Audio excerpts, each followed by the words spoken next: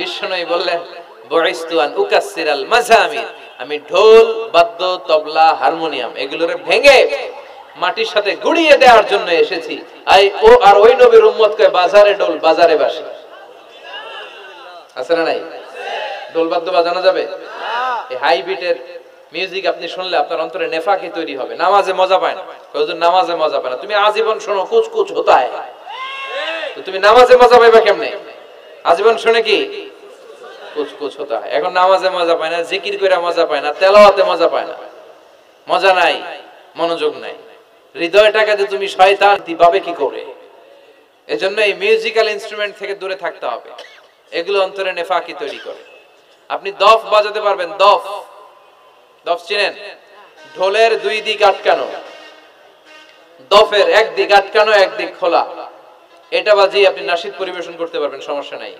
বিশ্বনবী বিয়ের ক্ষেত্রে বলেছেন আলিনু আন নিকাহ বিদ্দুফুফ, এই দফ বাজিয়ে দফের ব্যান্ড পার্টি করে বিয়ের ঘোষণা দিয়ে দাও।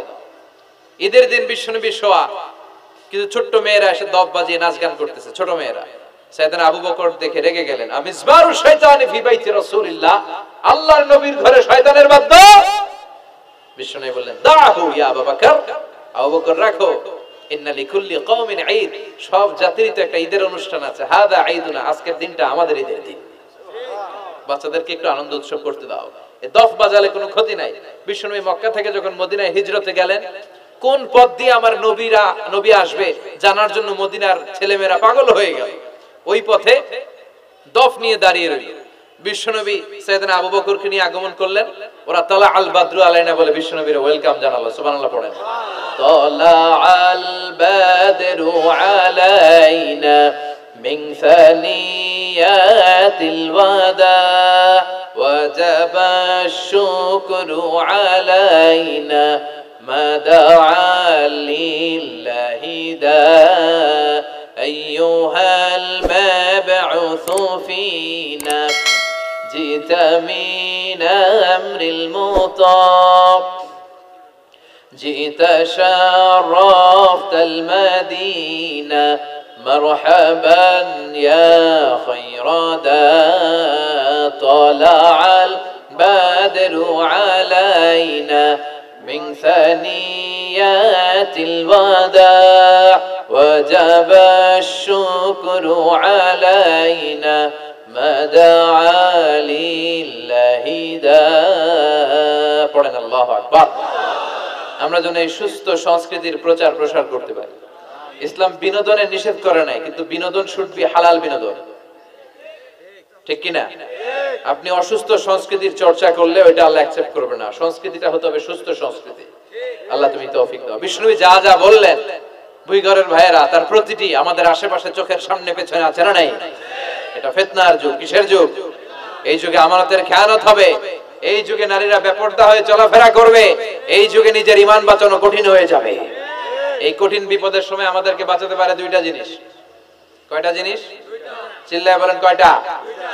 দুইটা জিনিস শুধু আমাদেরকে বাঁচাতে পারে। এক হচ্ছে আল্লাহর কোরআন, দুই হচ্ছে বিশ্বনবীর সুন্নাহ, ঠিক কি না? এই দুইটা জিনিসকে মারির দাঁত দিয়ে আঁকড়ে ধরে রাখতে হবে, তাহলে সে পথভ্রষ্ট হওয়ার কোনো সুযোগ। This Quran and Sunnah, our way to Jannah, ঠিক কি না? আওয়াজ করে আমার সাথে পড়েন, কোরআন and Sunnah, our way to Jannah। আওয়াজ বাড়ায় দেন, পড়েন কোরআন and Sunnah, our way to Jannah। এই কোরআন সুন্নাহ আপনাকে জান্নাতের ওয়েতে উঠায় দিবে, রাস্তায় উঠায় দিবে। এই কোরআন সুন্নাহর সাথে যেন আমরা সম্পর্ক বাড়াই, তাফসির মাহফিলগুলোতে যেন বেশি বেশি যাই, এলাকায় যেন ইসলামী হালাকা তৈরি করি, প্রশ্নোত্তর পর্ব তৈরি করি, এতে করে নিজেরা যেন সমৃদ্ধ হই, কোরআন সুন্নাহর সাথে যেন সম্পর্ক বাড়াতে পারি। আল্লাহ তুমি তৌফিক দাও। আর জোরে করে আমিন। এরকম মনে হয় না বরকত উঠায় নিচ্ছে কে? কথা বলেন। এরপর খাবারের স্বাদ উঠায় নিচ্ছে কে? আগে খাবারের যে স্বাদ ছিল এখন এটা আছে? আগে ইলিশ মাছ রান্না করলে যে ঘ্রাণ হতো, এখন এই ঘ্রাণ পাওয়া যায়?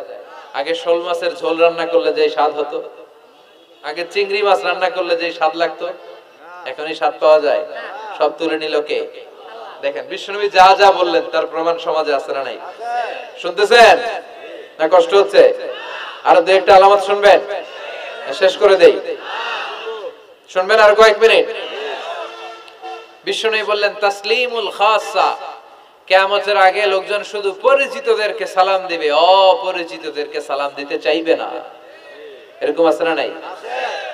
এই মুরব্বী চাচার চিনি, চাচা আসসালামু আলাইকুম, চিনি আসসালামু আলাইকুম, ওদিকে চিনি আসসালামু আলাইকুম, কিন্তু অন্য একটা এলাকায় গেছি, ওখানে কাউরে চিনি না, সালামও দেয় না। বাসে উঠছেন, কাউরে চিনেন না, সালাম দেন না, এরকম আছে না নাই? তো সালাম কি যাদেরকে চিনেন এদের জন্য? কথা কন।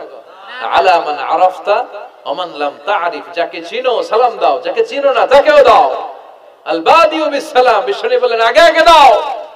আল বাদিউ বিস সালাম বারিউম মিনাল কিবর, আগে আগে যে সালাম দেয় তার হৃদয় থেকে অহংকার মুক্ত করে দেয় কে? আল্লাহ। অহংকার মুক্ত হওয়ার দরকার আছে না নাই?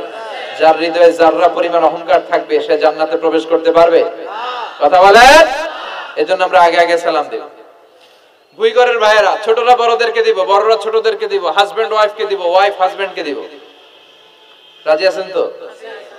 আজকে যারা স্বামী যারা আসছেন বাড়িতে যেই ভাবির আগে সালাম দিবেন। রাজি আছেন? কথা কয় না, আওয়াজ ছোট হয়ে গেছে। পারা যাবে? আপনি আগে সালাম দিবেন, এটা দেখে আপনার স্ত্রী লজ্জা পেয়ে আপনার আগে দিবে, এগুলো দেখে বাচ্চারা সালাম শিখে ফেলবে। সুবহানাল্লাহ কইবেন না? আমরা কি চাই না আমাদের ফ্যামিলিগুলো এরকম সুন্দর হোক? আমরা কি চাই না আমাদের ফ্যামিলিগুলো জান্নাতি হোক? এরপরে বিশ্বনবী বললেন খুতাবুকুম তাবিলা সালাওয়াতুকুম কাসীরা, কিয়ামতের আগে খুতবাগুলো লম্বা হবে আর সালাতগুলো খাটো হয়ে যাবে। এই যে বক্তব্য লম্বা, নামাজ হয়ে যায় খাটো, আছে না নাই? হুজুর ওয়াজ করেন, ওয়াজ টেস্ট লাগে, নামাজ টেস্ট লাগে না, আছে না নাই? এশার নামাজও পড়ে না, ফজর নামাজও পড়ে না, রাত 2টা পর্যন্ত ওয়াজ শোনে, আছে না নাই? এরকম করা যাবে না। নামাজ কামাই করা যাবে না। সবার আগে হবে নামাজের হিসাব। নামাজের হিসাব ঠিক তো আপনার পুরো আমলনামা ঠিক। নামাজে ভেজাল তো সব জায়গায় ভেজাল। প্রথম হিসাব নেওয়া হবে এই সালাতের, খবরদার। এরপরে বিশ্বনবী বললেন লা ইউকসামুল মিরাস আলা ওয়াজহিন সহিহ। বিশ্বনবীর হাদিস থেকে এরকম বর্ণনা পাওয়া যায়, এর মাফহুম হচ্ছে লা ইউকসামুল মিরাস আলা ওয়াজহিন সহিহ, সহিহ পদ্ধতিতে মিরাজ বণ্টিত হবে না। লিযাকারি মিসলু হাযযিল উনসায়াইন, সব বাবাদেরকে আল্লাহ বললেন উত্তরাধিকারের বন্টন নীতি তুমি মেনে ছেলে মেয়েদের মধ্যে বন্টন করে দিবা। ছেলেরে দিবা যদ্দুর, মেয়েরে দিবা অর্ধেক। কার আইন? আল্লাহ। কথা বলেন আইনটা কার? আল্লাহ। ছেলেরে যদি 2 লাখ দেন, মেয়েরে 1 লাখ। চিল্লায় বলেন, ছেলে 2 লাখ পেলে মেয়ে কয় লাখ? 1 লাখ। ছেলে 4টা বাড়ি পেলে মেয়ে কয়টা বাড়ি? 1 লাখ। অনেক বাবা আছে মেয়েরা কয় মা তোর বাইরে সব দিয়ে দিলাম, তোর লেগে দোয়া করে দিলাম। হাত তুলছেন না? মেয়ের লেগে কি করে দেয়? আর ভাইয়েরে সব দিয়ে দেয়। এগুলো টাকা, এগুলো কি ভুই ঘরে মাশাআল্লাহ এরকম টাকার টাকাত নাই। দোয়া তো আপনি সবাইরই করুন। ছেলে যেটা প্রাপ্য দিয়ে দেন, মেয়ে যেটা প্রাপ্য দিয়ে দেন, তারপরে হাত তুলে দোয়াও করে দেন। কথা বলেন। অনেক মা আছে ছেলেরে বেশি খাওয়ায়, মেয়েরে কম খাওয়ায়, আছে না নাই? ছেলের পাতে মুরগির রান, মাইয়ার পাতে মুরগির ঠ্যাং, আছে না নাই? দেখবেন ওই মা বাবার হয়তো অনেক সময় শেষ কালটা ছেলের বাড়িতে কাটে না, কাটে মেয়ের বাড়িতে, আছে না নাই? কারণ প্রকৃতির একটা মায়ের আছে না নাই? শেষ মাইরটা আল্লাহ দিবে। শেষ মাইরটা কার? আল্লাহ ছাড় দেয়, ছেড়ে দেয় না। আল্লাহ কি দেয়? কি দেয় না? আল্লাহর সব মনে থাকে। আল্লাহ শেষ খেলাটা খেলে দিবে। চিল্লায় বলেন ঠিক কি না? বাবা মা যারা আছেন সাবধান, উল্টাপাল্টা করেন না।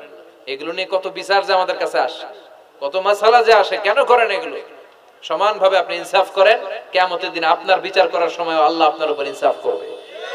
আপনি ঠকাবেন, আল্লাহ আপনার 14 গোষ্ঠী উদ্ধার করে ছাড়বে। তিনি ভুলে যান না, তিনি ছাড় দেন, ছেড়ে দেন না। এজন্য মিরাসের যে বন্টন পদ্ধতি, আমরা যেন ইসলামের দেয়া পদ্ধতি অনুসরণ করি। আল্লাহ তৌফিক দাও। কিয়ামতের আগে ভূমিকম্প বেড়ে যাবে, আছে না নাই? কিয়ামতের আগে আত্মহত্যা বেড়ে যাবে, আছে না নাই? কিয়ামতের আগে ঢোল বাদ্য